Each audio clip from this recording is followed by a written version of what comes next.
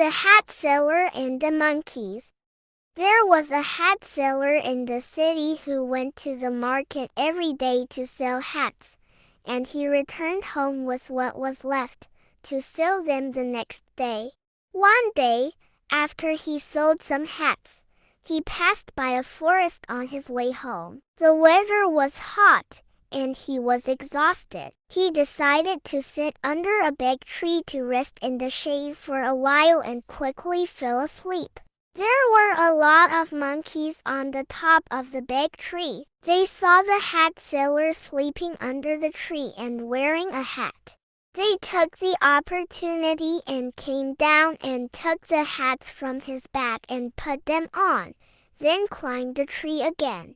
The hat seller woke up to the sounds of the monkeys around him. He was shocked when he saw his bag was empty. He looked for his hats and saw some of the monkeys wearing them.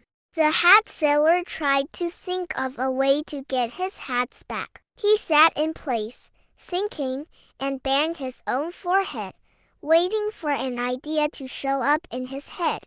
Meanwhile, he noticed the monkeys were imitating all his moves. He banged his forehead again, and so did the monkeys. Just then, he took his hat off, so the monkeys took their hats off as well. Finally, he had an idea. He threw his hat on the ground, and the monkeys followed along and threw their hats down. The hat seller gathered all the hats and returned them to his bag. Then he happily returned home.